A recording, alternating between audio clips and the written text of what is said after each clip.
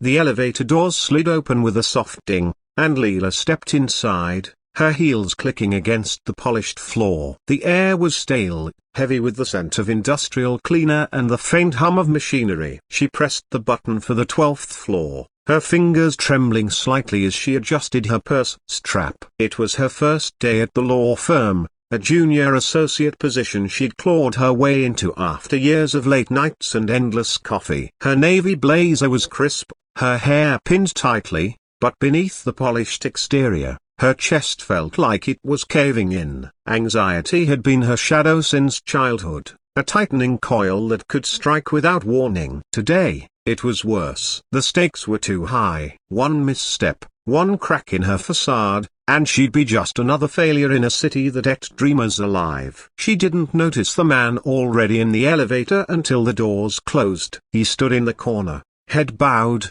a janitor in a faded grey uniform. His hands, rough and calloused, gripped a mop handle propped against the wall. A name tag glinted faintly, Daniel. He was older, maybe late 40s, with salt and pepper hair peeking from beneath a worn baseball cap. His presence was quiet, unassuming, like he was part of the building itself. Leela barely registered him. Her focus was inward, her breathing shallow as the elevator began its ascent. The walls seemed to close in, the hum growing louder in her ears. Her palms were clammy, her heart racing. Not now, she thought. Not here. The first wave hit her as the elevator passed the 3rd floor. Her throat tightened, a familiar vice clamping down. She pressed a hand to her chest, trying to steady herself, but the air felt thin, insufficient. She'd had panic attacks before, but this one was vicious, clawing at her lungs. She leaned against the wall,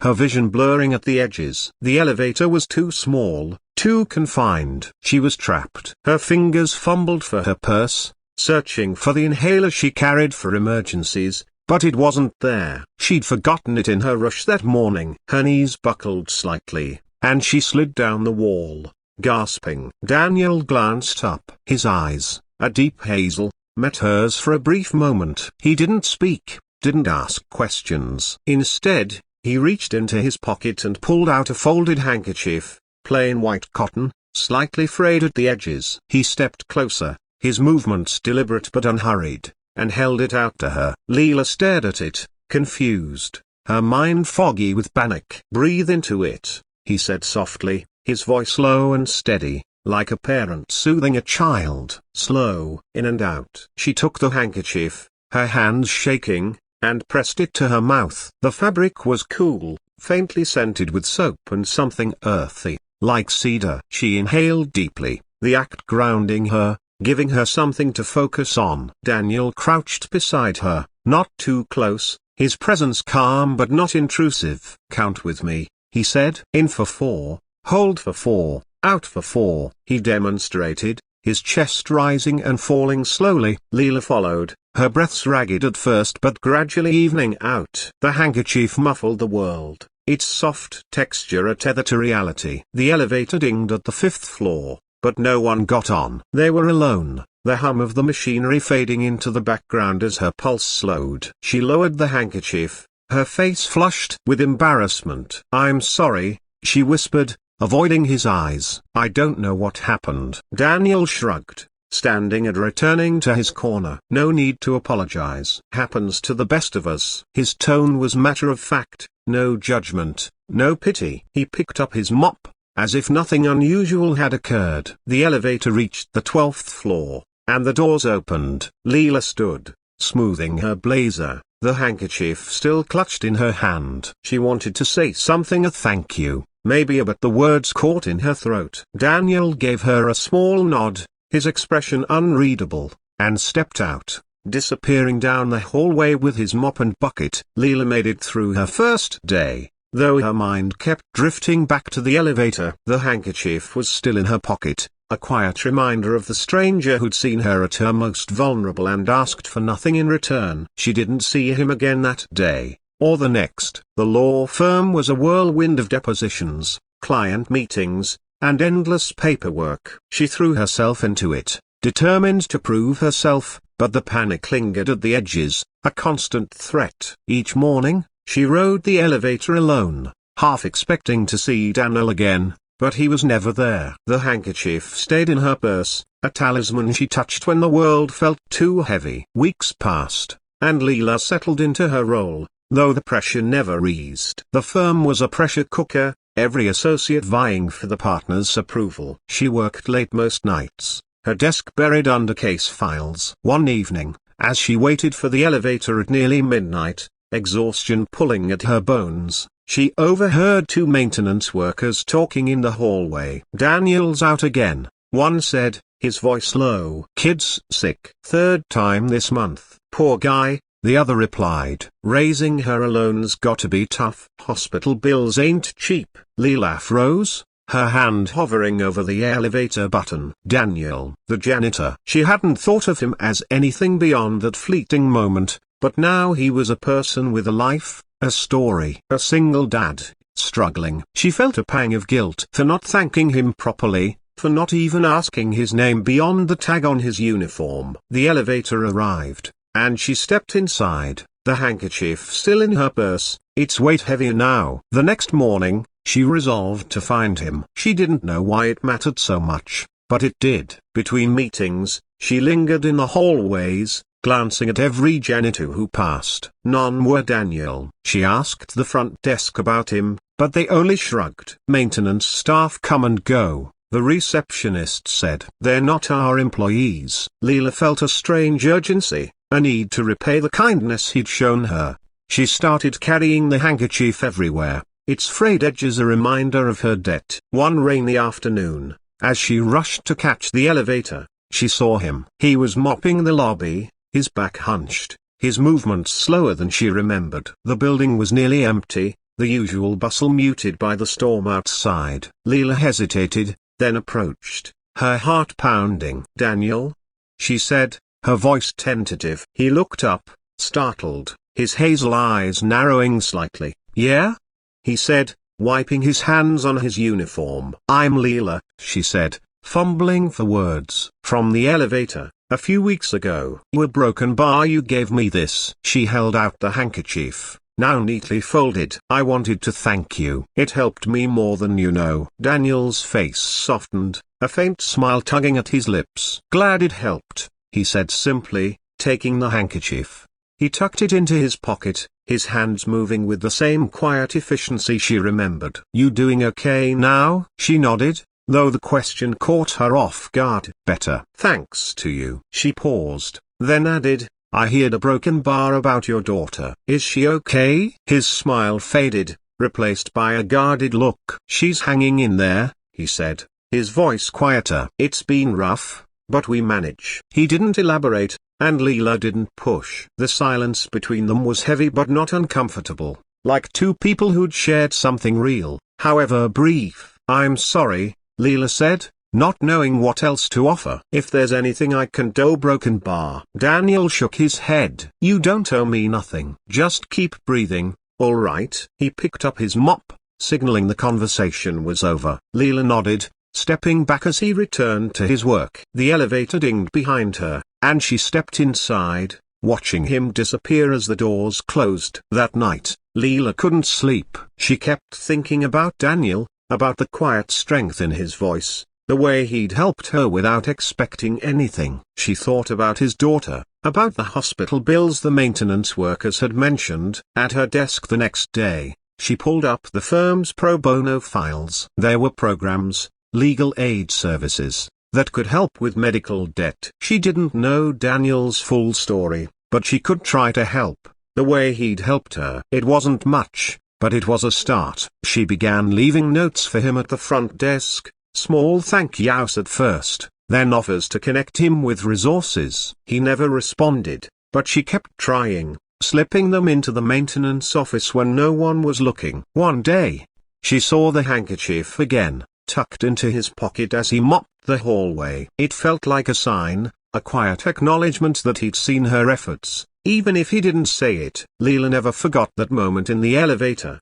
the way a stranger's kindness had pulled her back from the edge. She didn't know if she'd ever repay it fully, but she'd keep trying, one small gesture at a time. The years slipped by, and Leela's life changed in ways she hadn't expected. She made partner at the firm, her name etched on a glass door, a testament to her grit. The panic attacks never fully left, but she managed them better. The handkerchief long since replaced, but its memory a steady anchor. She hadn't seen Daniel in years, not since he'd stopped working at the building. The maintenance office said he'd moved on, maybe to another job, maybe out of the city. No one knew. Her notes had gone unanswered, but she liked to think they'd mattered, even a little.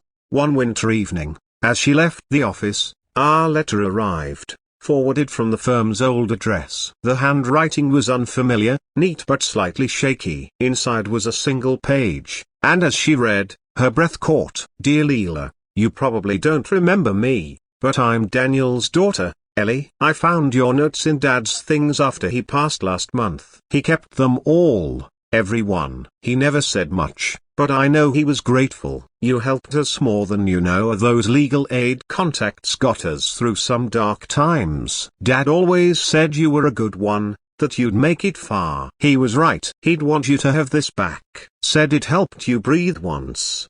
Leela stepped into the elevator, her briefcase heavy in her hand, the weight of her first day at the law firm pressing against her chest. The doors closed with a soft thud, sealing her in the small, fluorescent-lit box. She was 27, a junior associate fresh out of law school, and the city's skyline loomed outside the building's glass walls, a reminder of how high she'd climb and how far she could fall. Her navy suit was tailored, her hair pulled into a tight bun, but beneath the polish, her nerves were fraying. Anxiety had haunted her since she was a kid, a shadow that could tighten her throat without warning. Today, it was a storm brewing, her breath already shallow as she pressed the button for the 14th floor. She didn't notice the man in the corner until the elevator began its climb. He was a janitor, his grey uniform slightly worn, a mop and bucket at his side.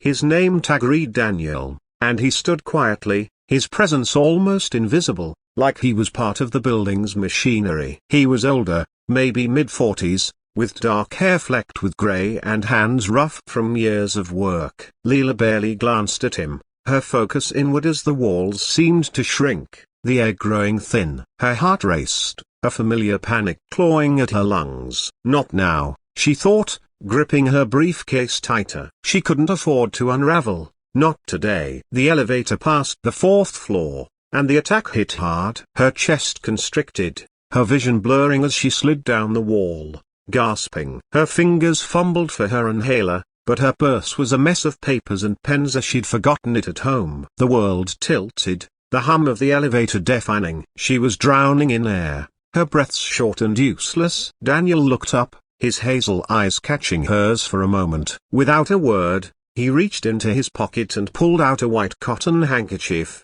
slightly frayed but clean. He stepped closer, his movements slow and deliberate, and offered it to her. Breathe into it, he said, his voice low and calm, like a steady hand on a trembling shoulder. Leela took it, her hands shaking, and pressed it to her mouth. The fabric was cool, smelling faintly of soap and something warm, like pine. She inhaled, the act anchoring her, giving her something solid in the chaos. Daniel knelt beside her, not too close, his presence a quiet anchor. In for 4, hold for 4, out for 4, he said, counting softly. She followed, her ragged breaths slowing, the handkerchief a lifeline as the panic began to loosen its grip. The elevator dinged at the 14th floor, and Leela stood, her legs unsteady but her breathing steadier. She clutched the handkerchief, her face burning with embarrassment. Thank you, she mumbled, barely meeting his eyes. Daniel just nodded, his expression neutral,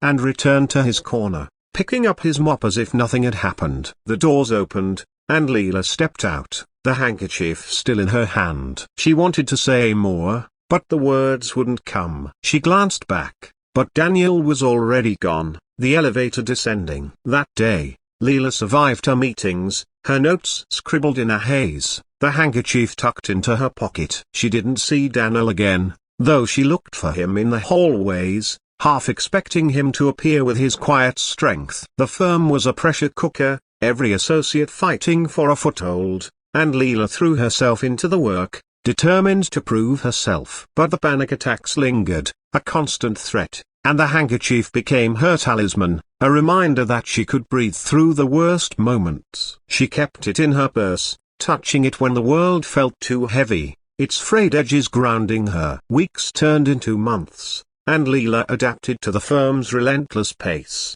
But Daniel stayed in her thoughts. She overheard snippets about him from the maintenance staff, how he was a single dad, raising a daughter alone, how he worked nights to make ends meet. One evening, as she waited for the elevator, she heard two workers talking. "Daniel's out again," one said. "Kids in the hospital. Bad asthma, poor thing." Leela's heart sank, the handkerchief suddenly heavier in her purse. She hadn't thanked him properly, hadn't even learned his last name. She resolved to find him, to repay the kindness that had saved her that day. She started asking around, but the maintenance crew was tight-lipped, and the front desk was no help. "They're contractors," the receptionist said with a shrug. "We don't keep track." Leela began lingering in the lobby, hoping to catch him, but he was a ghost. She left a note at the maintenance office, a simple thank you with her name and number, but no reply came. Still, she kept the handkerchief, washing it carefully, folding it neatly, as if it held a piece of the man who'd given it to her. One rainy afternoon, she saw him in the basement hallway, mopping near the service elevator. His face was tired, his shoulders slumped, but it was him. "Daniel?" she called, her voice echoing in the empty corridor. He looked up, surprise flickering in his eyes. "Yeah?"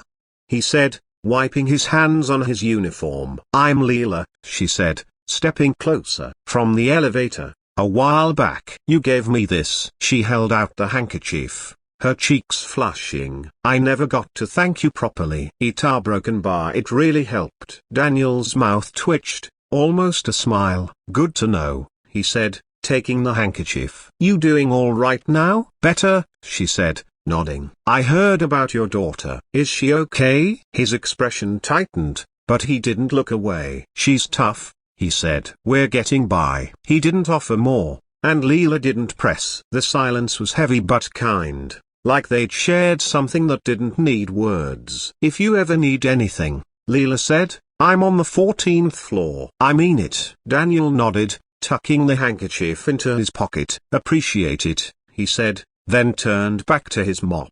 Leela walked away, the elevator ride up feeling lighter, like she'd closed a small but important circle. She didn't see him again after that. The firm consumed her, late nights blurring into early mornings. But she never forgot Daniel, or the way a stranger's small act had pulled her back from the edge. She started volunteering with the firm's pro bono program, helping families with medical debt, thinking of Daniel and his daughter. It wasn't much, but it felt like a start. 5 years later, Leela was no longer the anxious junior associate. She'd carved out a place at the firm, her name on a corner office door, her reputation built on relentless work and quiet determination. The panic attacks hadn't vanished, but she'd learned to manage them, therapy and routine keeping the worst at bay. The handkerchief, now faded and soft from years of handling, sat in a drawer at home, a relic of a moment that had changed her. She hadn't seen Daniel since that rainy afternoon,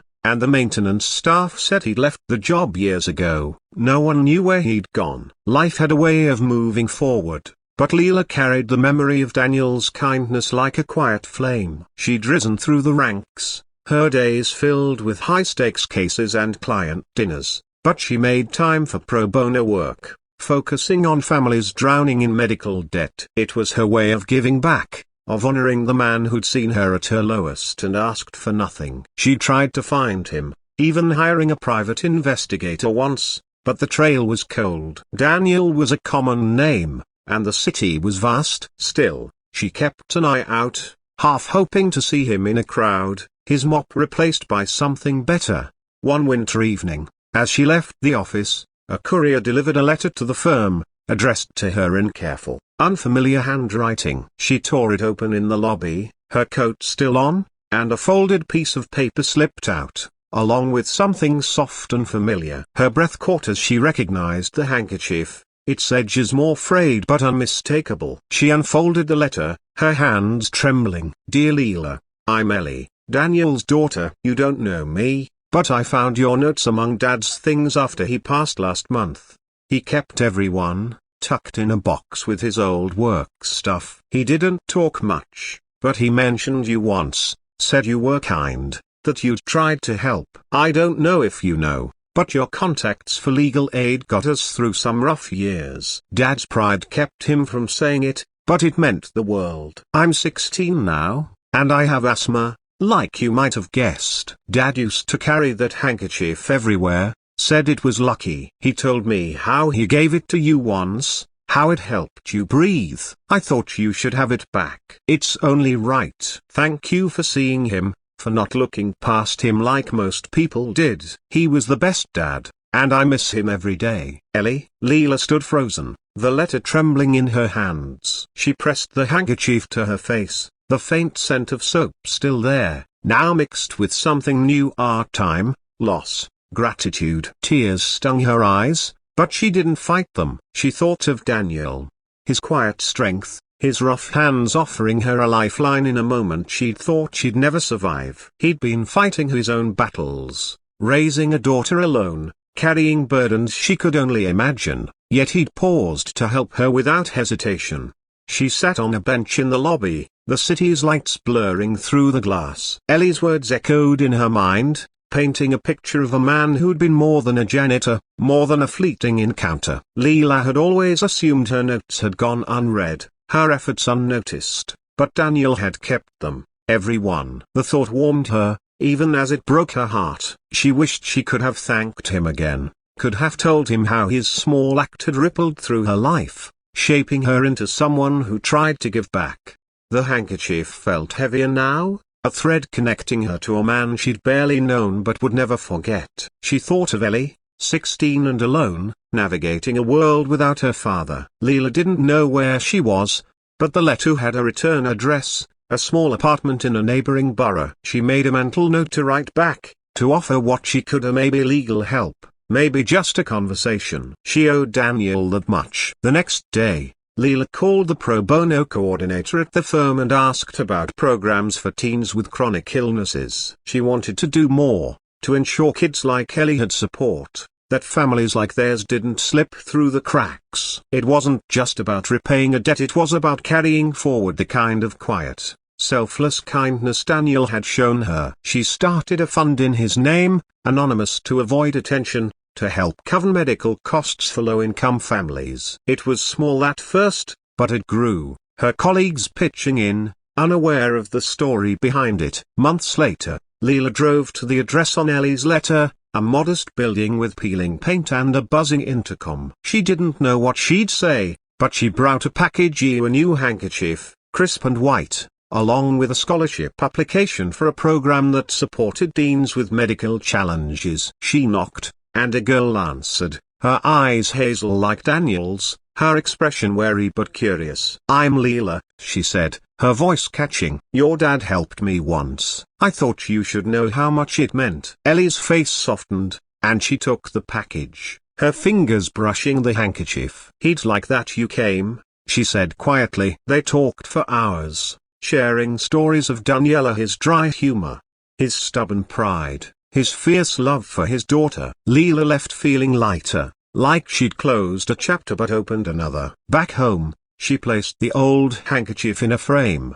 hanging it above her desk. It was a reminder that the smallest acts could echo for years, that a stranger's kindness could help you breathe in ways you never expected. Every time she looked at it, she thought of Daniel, of Ellie, and of the person she was still trying to become, one who saw people, really saw them, the way he had. The elevator was a gleaming cage, its mirrored walls reflecting Leela's tense expression as she stepped inside. She was 29, a marketing analyst at a downtown high-rise, her first big job after years of scraping by on freelance gigs. Her black blazer was sharp, her laptop bag slung over one shoulder, but her palms were slick with sweat. Anxiety had been her companion since her teens, a tightening knot that could steal her breath at the worst moments. Today, her first day in the corporate world, it was a live wire in her chest. She pressed the button for the 18th floor, the numbers lighting up with a soft ping, and tried to focus on her breathing. In, out. Don't mess this up. She didn't notice the man in the corner until the doors slid shut. He was a janitor, his grey uniform faded, a cleaning cart parked beside him. His name tag read Daniel, and he stood quietly, almost blending into the background, his hands folded over a mop handle. He was in his late 40s, with short, greying hair and deep lines around his eyes that spoke of long nights and longer days. Leela barely registered him, her mind spiraling as the elevator began its climb. The air felt thick, the hum of the machinery amplifying the thud of her pulse. She gripped her bag, her knuckles white, as the familiar panic crept in, her throat closing like a fist. By the 6th floor, it hit full force. Her vision blurred, her legs wobbled, and she sank to the floor, gasping. Her hands fumbled for her inhaler, a habit from childhood asthma attacks that sometimes mimicked her panic. But her bag was a jumble of cables and notebooks as she'd left it on her dresser. The elevator felt like a shrinking box, the walls pressing in. She pressed a hand to her chest, her breath shallow and useless, the world slipping away. Daniel glanced over, his hazel eyes calm but alert. He didn't hesitate. He reached into his pocket, pulling out a white cotton handkerchief, slightly worn but clean, and stepped toward her. "Here," he said softly, his voice steady, like a lighthouse in a storm. "Breathe into this." Slow. Leela took it, her hands trembling, and pressed it to her mouth. The fabric was cool, faintly scented with soap and something like fresh linen. She inhaled, the act grounding her, giving her something to hold on to. Daniel crouched a few feet away, his presence unobtrusive but solid. "Count with me," he said. "In for 4, hold for 4, out for 4. He breathed with her, his chest rising and falling, a quiet rhythm she could follow. The handkerchief muffled the world, its texture a tether as her heart slowed, the panic easing its grip. The elevator reached the 18th floor, and Leela stood, her legs shaky but her breathing steadier. She clutched the handkerchief, her face hot with embarrassment. "I'm so sorry," she whispered, avoiding his gaze. "I don't know what happened." Daniel shrugged, standing and returning to his cart. "No need to apologize. Just glad you're okay." His tone was matter-of-fact, no judgment, no fuss. The doors opened, and Leela stepped out, the handkerchief still in her hand. She turned to say something, a thank you, maybe, but Daniel was already pushing his cart down the hall, his back to her, as if the moment had never happened. Leela made it through her first day, her presentations delivered with a confidence she faked, her notes scribbled in a blur. The handkerchief stayed in her pocket, a quiet reminder of the stranger who'd seen her unravel and didn't flinch. She didn't see Daniel again that week, or the next, though she looked for him in the building's hallways, her eyes scanning every janitor's uniform. The job was a pressure cooker, her inbox overflowing, her nights spent poring over data. But the panic attacks lingered, a shadow she couldn't shake, and the handkerchief became her anchor. She'd hold it during late-night calls, its frayed edges calming her when the world felt too loud. Months passed, and Leela settled into the grind, but Daniel stayed on her mind. She overheard bits about him from the cleaning staff, how he was a single dad, how his daughter had health issues, how he worked double shifts to cover bills. One evening, as she waited for the elevator, she caught a conversation between two workers. "Daniel's out again," one said. "Kid's in the hospital." Tough break for him. Leela's stomach twisted. She hadn't thanked him properly, hadn't even learned his full name. The handkerchief felt heavier in her purse, a debt unpaid. She started asking around, but the building's management was no help. "Contract workers," a supervisor said with a shrug. "They come and go." Leela left a note at the maintenance desk, a simple thank you with her name, but no reply came. She kept an eye out, lingering in the lobby, hoping to spot him. One rainy afternoon, she saw him mopping near the service entrance, his movements slow, his face tired. "Daniel?" she called, her voice tentative. He looked up, recognition flickering in his eyes. "Yeah?" he said, wiping his hands. "I'm Leela," she said, stepping closer. From the elevator, a few months back. You gave me this. She held out the handkerchief, neatly folded. I wanted to thank you. It's broken bar. It's helped me a lot. Daniel's mouth twitched, a faint smile. Good to hear, he said, taking it. You doing all right? Better, she said, nodding. I heard about your daughter. Is she okay? His expression softened, but his eyes were guarded. She's a fighter, he said. We manage. He didn't elaborate, and Leela didn't push. The silence was warm, like a shared secret. If you need anything, Leela said, I'm on the 18th floor. I mean it. Daniel nodded, tucking the handkerchief into his pocket. Thanks, he said, then turned back to his mop. Leela walked away, the elevator ride up feeling lighter, like she'd taken a small step toward balance. She didn't see him again. The job consumed her, but she started volunteering with a local non-profit, helping families navigate medical debt. It was her way of giving back, of honoring the man who'd helped her breathe. The handkerchief stayed in her purse, a quiet promise to keep trying. 3 years later, Leela was a senior analyst, her name known in the company's boardrooms. The panic attacks hadn't disappeared, but she'd learned to navigate them, therapy and routine keeping them at bay. The handkerchief, now soft and faded, lived in a small box on her desk, a reminder of a moment that had shifted her perspective. She hadn't seen Daniel since that rainy day, and the cleaning staff said he'd left the job, maybe moved away. She tried to find him, asking around, but the city swallowed people like him whole. One snowy evening, a letter arrived at her office, forwarded from an old address. The handwriting was careful, a teenager's script. Inside was a single page in the handkerchief, its edges frayed but unmistakable. Leela's heart caught as she read. Dear Leela, I'm Ellie, Daniel's daughter. Dad passed last month, and I found your note in his things. He kept it in his wallet, said it was from someone who got it. I don't know the whole story, but he told me once about a woman in an elevator, how he gave her his handkerchief to help her breathe. I'm guessing that's you. I'm 15, and I have asthma, so I know what it's like to fight for air. Dad was my rock, always there when I needed him. He worked hard, never complained, even when things got bad. Your note meant something to him, even if he didn't say it. I thought you'd want this back. Thank you for seeing him. Most people didn't. Ellie. Leela sat at her desk, the letter trembling in her hands. She pressed the handkerchief to her face, its faint scent of soap bringing back that elevator moment. Tears came, quiet but steady. Daniel had been more than a janitor, more than a fleeting kindness. He'd been a father, a fighter, carrying burdens she could only imagine, yet he'd paused to help her without a second thought. She found Ellie's address on the envelope, a small apartment an hour away. Leela wrote back, offering condolences and a contact for a legal aid group that could help with any lingering bills. She included a new handkerchief, crisp and white, with a note, for when you need to breathe. Weeks later, Ellie replied, a short thank you, and Leela felt a connection, fragile but real.